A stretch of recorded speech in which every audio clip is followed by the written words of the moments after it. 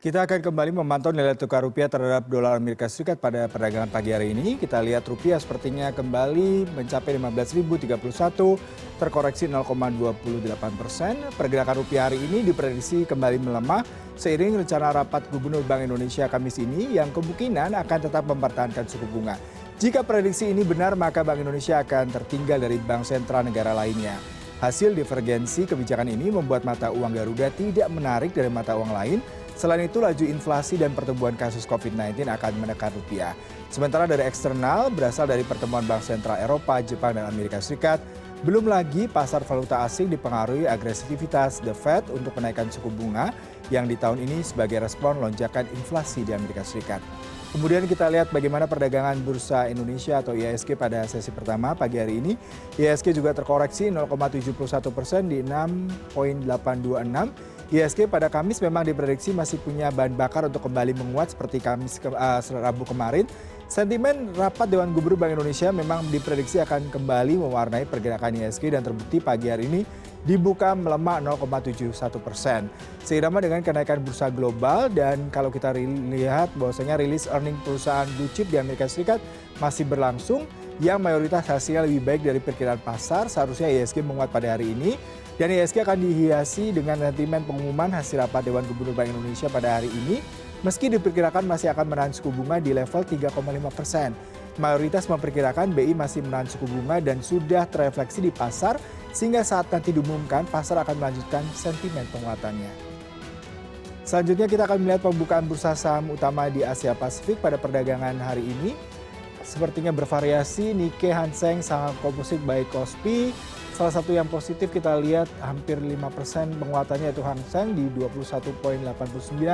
Shanghai juga menguat hampir 1% di 3,47. Sementara terkoreksi hampir 1% Nikkei dan Kospi.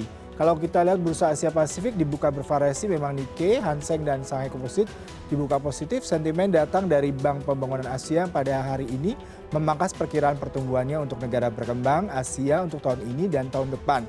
Ini sebenarnya mencerminkan dampak ekonomi dari perang Rusia dan Ukraina yang berdampak kepada kawasan Asia Pasifik.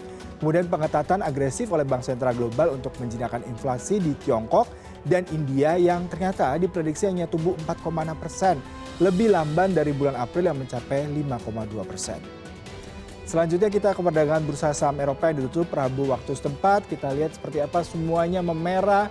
Bahkan yang paling terprosok adalah FTSE 100 hampir mencapai 0,5% di 7,264. Kemudian juga Euro, DAX dan CAC di 6,184.